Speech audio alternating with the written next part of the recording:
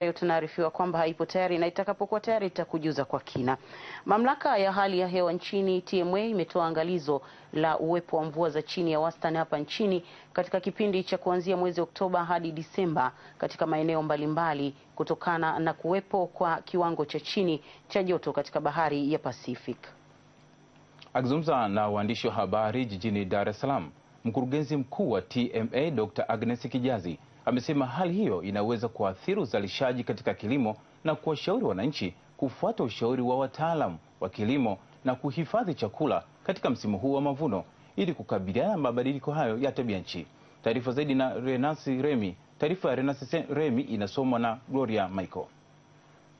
Miezi michache kabla ya kuanza kwa msimu wa mvua za vuli, Mamlaka ya hali ya hewa nchini TMA imetoa taarifa za uwepo wa mvua za chini ya wastani katika kipindi cha kuanzia mwezi Oktoba hadi Disemba katika maeneo mbalimbali hapa nchini, ambapo pia wakulima hapa nchini hutegemea mvua katika kilimo.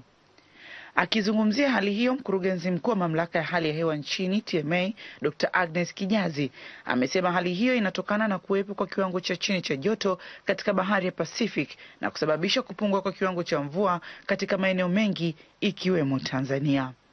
Katika bahari ya Pacific kuna hali ya La Nina ambayo inaendelea, na katika eneo la bahari ya Hindi kuna hali ya negative dipole tunaita, yani joto linapungua katika maeneo yaliyoko magharibi mwa bahari ya Hindi na joto linaongezeka katika maeneo yaliyoko mashariki. Kwa hiyo hii inasababisha upepo kuvuma kutoka maeneo ya magharibi mwa bahari ya Hindi kuelekea maeneo ya mashariki, na hivyo kusababisha unyevunyevu usiingie kwa wingi katika maeneo ya nchi yetu.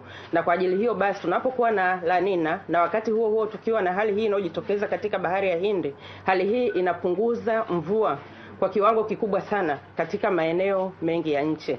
Kufuatia hali hiyo, Dr. Kijazi ametoa mwito kwa wananchi na wakulima kutumia njia za kitaalamu katika msimu ujao wa kilimo na kutoa wito kwa wananchi katika uhifadhi wa chakula, ikiwa ni hatua ya kukabiliana na mabadiliko hayo ya tabia nchi.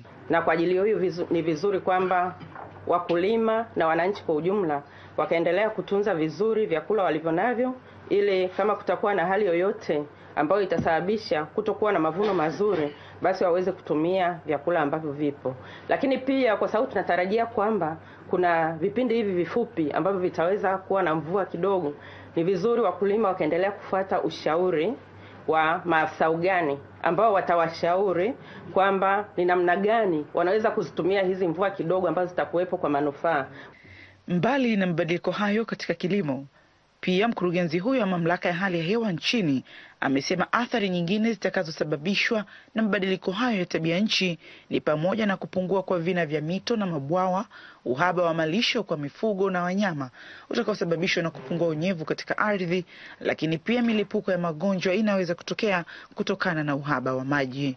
Gloria Michael, TBC, Dar es Salaam.